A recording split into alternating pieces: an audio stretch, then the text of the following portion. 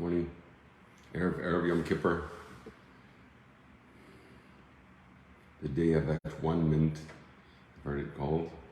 Be at one with Hashem, and we've already done Tshuva.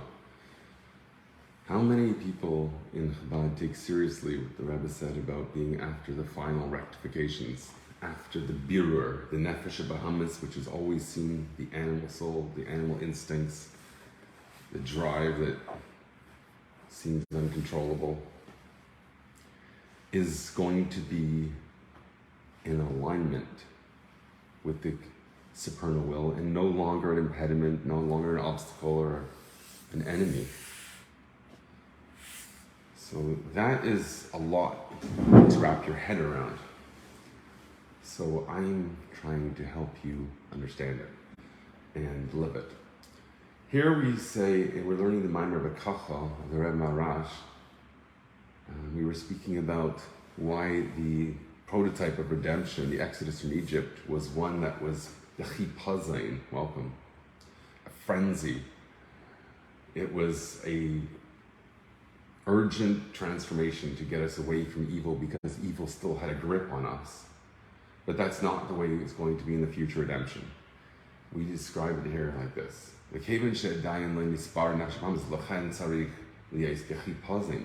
the time of the Exodus from Egypt, they were still attracted to the evil.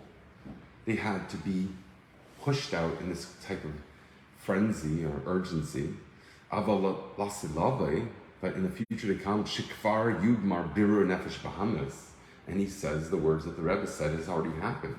That the animal soul has already been rectified. Then you're not going to need I have to give my shit, I'm sorry, this is the way it is. I've discussed this is the way it is. Until we get a little ball here, I'm right in the middle. Wait till I give you a tour.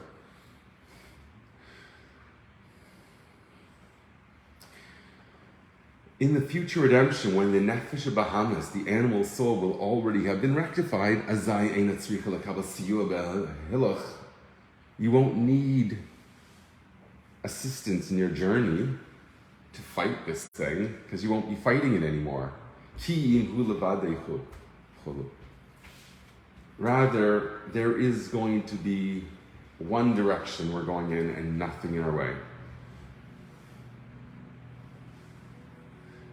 And one can go on their own strength, their own initiative. Welcome, Yael, it's been a long time. What will be the fate of the era of Rav and Messianic future? Adam, Yaakov, and Moshe risked a lot for them.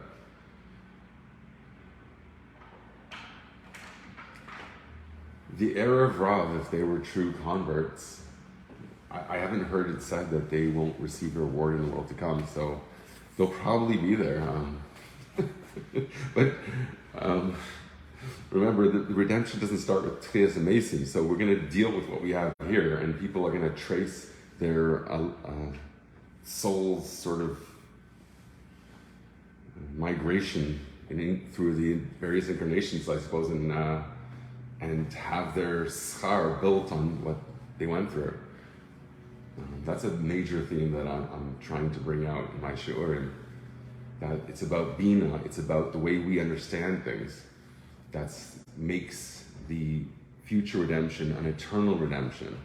The Exodus was characterized and distinct in that, from the future redemption, in that it was transient. It was a temporary moment to leap through the rabbit hole and get somewhere better.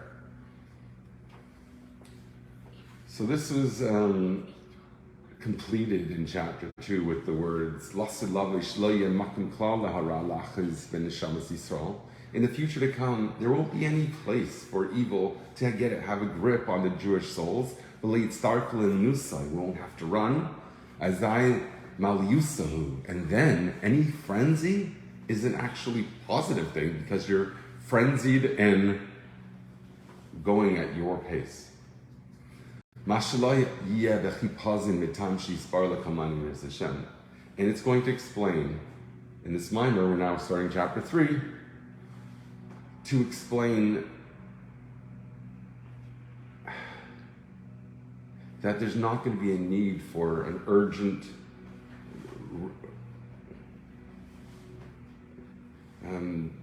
escape or extraction. You're not going to be extracted from, you're not going to have to be extracted from exile. It's going to be more like you're going to be lit to want to transform yourself, and you'll do it at your own pace. And you'll do it with your own perspective, your own mindset will become paramount. V'hinei hagan ki b'achti pozin d'mitzrayim ein ademel ha-mechvachez shemahar bli yishuv adas klal. Although the urgent fleeing of Egypt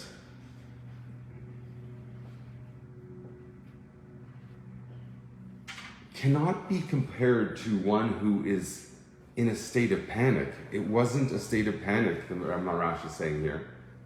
But in fact, it had a measured, conscious experience.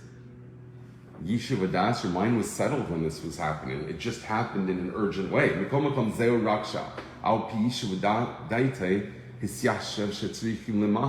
It was just that, according to a rational calculation, they had to move fast. They had to move fast, so they calculatedly said, let's go now, and they ran. So it wasn't a frenzy like they're losing their iPhones on the way. It's more of grab your things and go. And they knew that they'd be doing it. They prepared for it. It was something that they were able to prepare for, to go fast. It's like, what do they say about the army? Rush to wait, or something like that.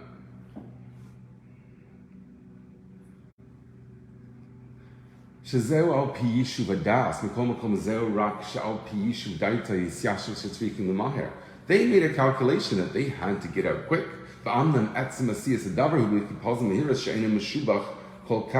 When you do something in a panic state, that's not very praiseworthy. Compared to something that's done with a straight mind, where you're able to think, without rushing. That is the state that the expanded consciousness achieves. It's called Meichin the Godless. This is the great mind.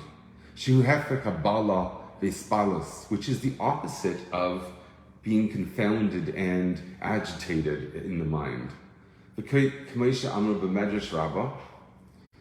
It says regarding Bnei Reuven, Bnei Gad, Nachlam v'Helas Berishena.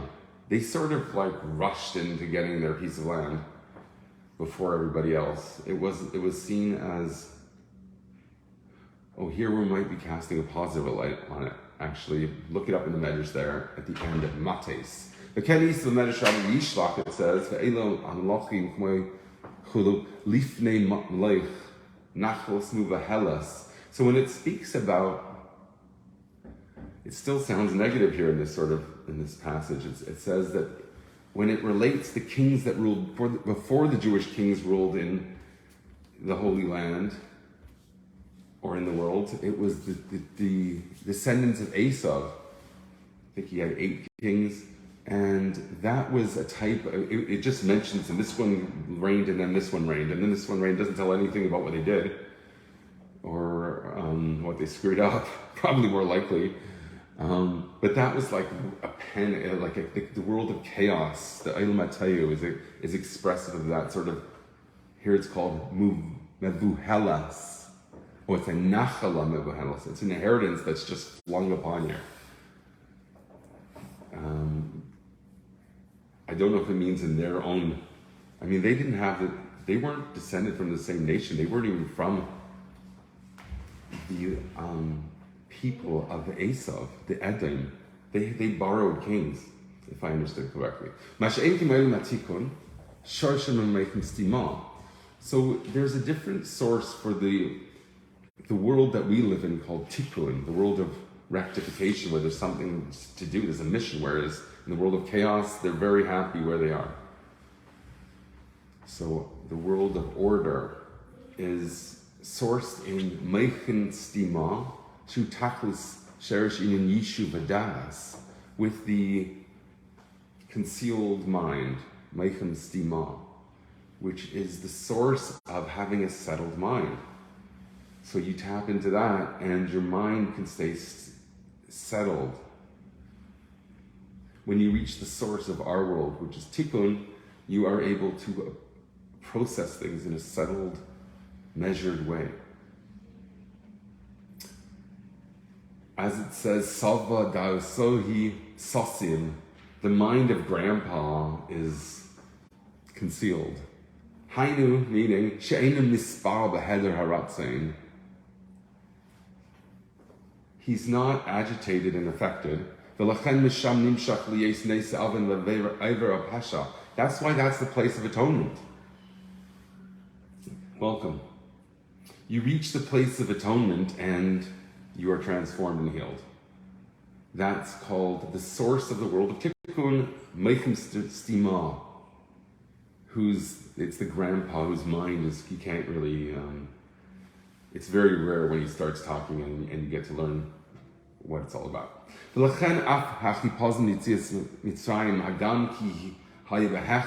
therefore, the panic, wasn't a panic actually, that's the point here, the sort of urgent departure from Egypt, although it was necessary, because evil had a grip on them, and they had to go get out urgently. So, I mean, when we talk about the coming redemption, the Rebbe had such a sense of urgency about that. So it's a bit puzzling in light of the Rebbe sourcing this. I want you to bear that in mind, and we'll sort of trace that, how that plays out.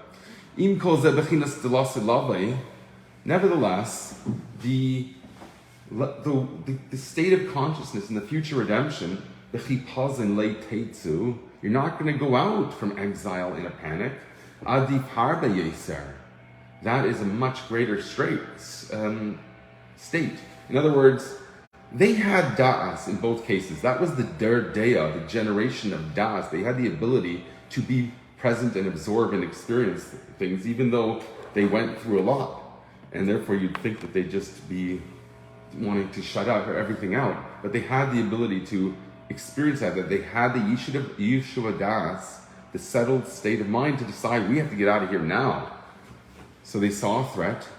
Egypt was a threat. Ervas Haaretz had an impact on them, and they decided to run. So even though that was in a state of Yeshua Das, the state that will be in the future redemption, when it's also going to be the Yeshua Das, with a settled mindset, it has a great advantage over it. One was transient, I think we're going to say, and one's permanent. Let's see. And it does say that actually. Adi parva yeser kihu kiyum nitzchi, because it's an eternal, sustained state. Bal timait al eilam voed, which is never going to falter. Because it comes from the inspired state of mind called meichin legadlis, great or mature mind.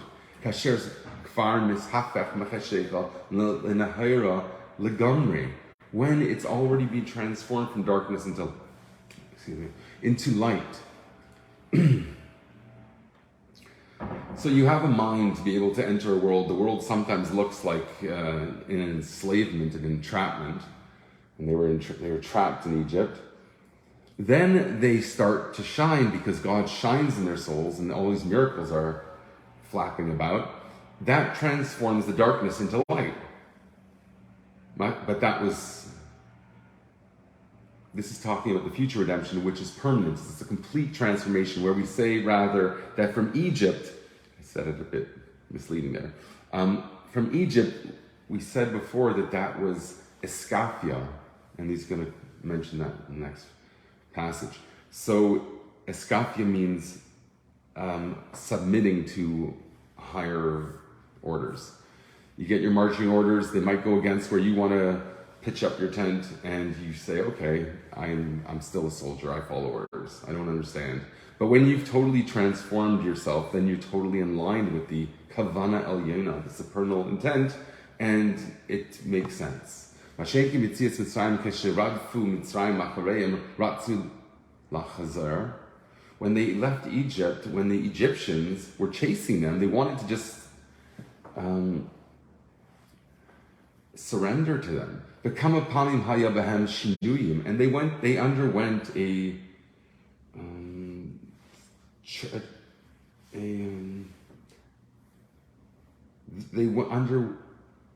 they had to face the vicissitudes of going up and down in their degree of righteousness, or in terms of being inspired. So you could see that it hadn't really transformed them, because transformation is permanent. You never go back once you've fixed it. When you've dealt with the parts that draw us into darkness, when you've dealt with them, when you've faced them and dealt with them, come to terms with what they're intended for, ultimately, then there is no going back. That's a curing rather than quick fixes. That's why I like my dieting guru, I can't think of his name, Harvey Brooker, Alav Shalom. He encouraged us not to think of it as a diet. Diets are temporary. You have to eat healthfully, or how did he say it? Healthy eating, or something like that. They had these vicissitudes, they had these ups and downs. This is all because it had not yet been transformed. The evil, they hadn't confronted it. They were just running away from it. It was just a deferral. That's why they went out in nighttime, or they prepared at least and were told to go. Remember, we said in the daytime of their journey, it was a different phase. They were already experiencing something miraculous by then. But when evil will have been confronted and rectified completely, and there will be this settlement of consciousness called hidden mind. Then, when it says you will not go out in a frenzy, nor will you run in a fleeing type of manner. Umal Hashem alikacha es levavcho. The future exodus that's promised will be a way of Hashem circumcising your heart. You didn't know you needed to be circumcised if you hadn't learned this concept. In the Torah, it speaks about there's a covering for the heart that doesn't let it to be itself. So you cut that off, you snip it off, and here Hashem is promised to do that for us. The outer layer is sort of our job, right? The coarseness and the subtlety, the refinement, the nuanced healing is in Hashem's hands. So that's the Priya, I think it says in Torah, and that is the getting out from the superficial emotional character profile to one that is very in touch with the inner life of the soul. When it says that they went out from Egypt, it does say that they had a circumcision, but it's their job to do it. And maltem, you will circumcise your hearts. You have two because you have two souls. And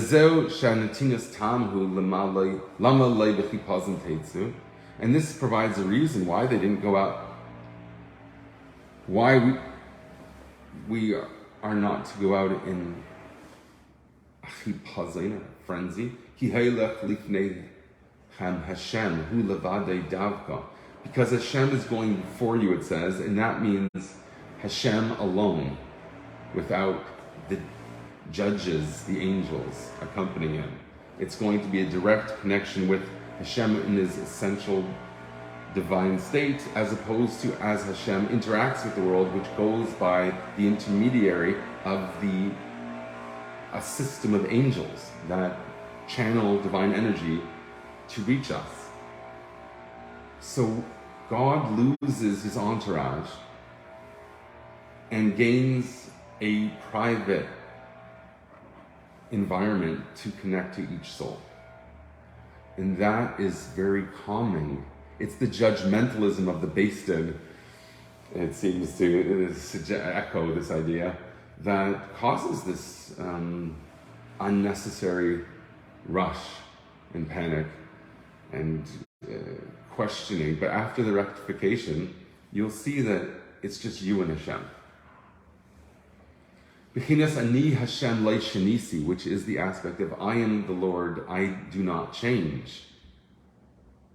As it says in Malachi, Gilui Sevav Kolamim. This is the revelation of God's transcendent divinity called Sevav, surrounding. The Kameshu leishanisi kakmin Hashem Yisrael, Yegam ken leishanisi. And just as Hashem is intransient and permanent, so too the Jewish people will achieve that permanence. Meaning that there won't be the vicissitudes of divine service, up and down in inspiration. Since in the Exodus from Egypt, the Jewish people, it does say there that Hashem himself came down to swoop them down to save us without an angel. But I think that's just about Makas Bacheres, but the whole Exodus is associated with the Beis Din. Perhaps. Since when they came out from Egypt, they had that court going with Hashem, and that's referring to the way Hashem interacts with the world in a sort of normalized process called Hishtalshlus, chaining down of divine energy so you don't blow up. And that has rhythms, it has changes. Kiyadua, as is known. That's why it's specifically called the tree of life, the place that does not change. Whereas Malchus is a place of change, and it's called a rose, which goes through, ask Van Gogh. That's the sunflowers more. They have all different states in their life. So usually, probably the most common example of the difference between transient and rhythms and Malchus is the moon compared to the sun. Here we're doing the tree of life compared to the rose. Because Malchus has different elevations and descents. Sometimes Malchus descends into the world of the created world called Bia, right? Bria, Yitzira, and Nasiya. And in that context, the divine presence can be sent into exile. Which is the rose amongst thorns, which is a description of Rivka, you may know. That's why in the Exodus from Egypt, the Jewish people underwent many different states, sometimes very victorious and celebratory, and then sometimes very fearful and wanting to return.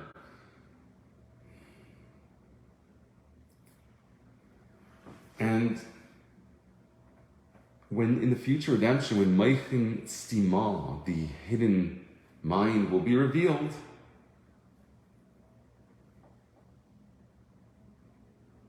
it will be with a sort of even keel of cool. Have a great day.